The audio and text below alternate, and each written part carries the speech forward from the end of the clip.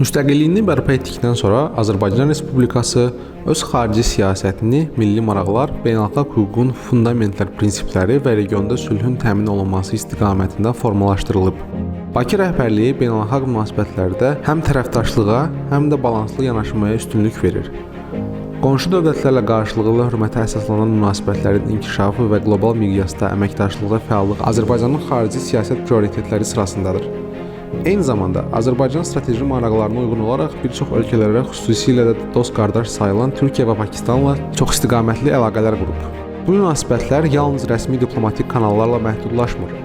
Azərbaycan, Türkiyə və Pakistan arasında inkişaf edən əməkdaşlıq siyasi dialoqla yanaşı iqtisadi, mədəni, humanitar və hərbi sahələri də əhatə edir. Bu üç ölkə ortaq dəyərlərə, dini yaxınlığa və uzunmüddətli dostluq ənənələrinə əsaslanan xüsusi münasibətə malikdir. Tarixdən gələn bağlar bu əlaqələrin təməlini təşkil edir və bu münasibətlər zamanla da möhkəmlənərək strateji tərəfdaşlıq səviyyəsinə yüksəlib. Azərbaycanın işğaldan azad edilən ərazilərində həyata keçirdiyi geniş miqyaslı yenidən qurma işlərinin simvolunu çevrilmiş Laçın Beynəlxalq Hava Limanının istifadəyə verilməsi regionun geosiyasi mənzərəsində mühüm dönüş nöqtəsidir. Bu hava limanı təkcə nəqliyyat infrastrukturu deyil, eyni zamanda Azərbaycanın suverenliyinin və dövlət iradəsinin real ifadəsidir. Laçında inşa edilən bu hava limanı Qarabağın dirçəlişi və reinteqrasiya prosesində mühüm funksiyalar daşımaqla yanaşı, ölkənin beynəlxalq əməkdaşlıq platformasını çevrilmək potensialını da özündə cəmləyir. Məhz bu kontekstdə Azərbaycan, Türkiyə və Pakistan liderlərinin iştirakı ilə keçirilən zirvə görüşü xüsusi önəm kəsb edir. Bu görüş yalnız diplomatik formatda keçirilmiş tədbir deyil, həm də strateji həmrəyliyin və ortaq dəyərlərinin ifadəsi kimi qiymətləndirilə bilər. Türkiyə və Pakistan kimi dost və qardaş ölkələrin Azərbaycanın ərazi bütövlüyünə və post-münaqişə dövründəki inkişaf kursuna verdikləri davamlı dəstək bu zirvə ilə bir daha təsdiqini tapdı. Bu görüş Azərbaycanın müstəqillik günü ilə eyni vaxtda təsadüf edərək böyük rəmzi məna daşıyır. Şərqi Zəngizurda işğaldan azad edilmiş Laçında keçirilməsini, bölgənin bərpasını və inkişafını vurğulayır.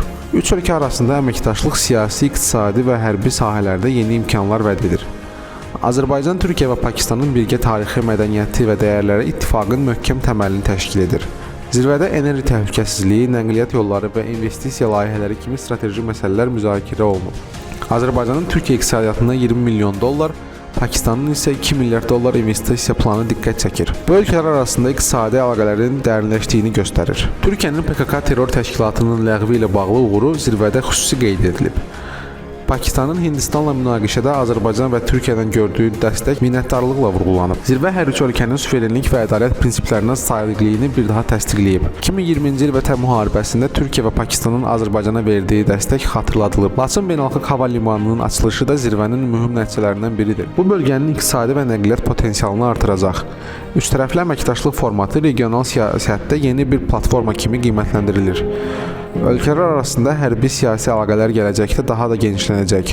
Zirvə qlobal çağırışlar fonunda qardaş ölkələrin həmrəyliyini nümayiş etdirir. Bu görüş regionda sülh və sabitliyə töhfə verəcək strateji tərəfdaşlığın parlaq nümunəsidir.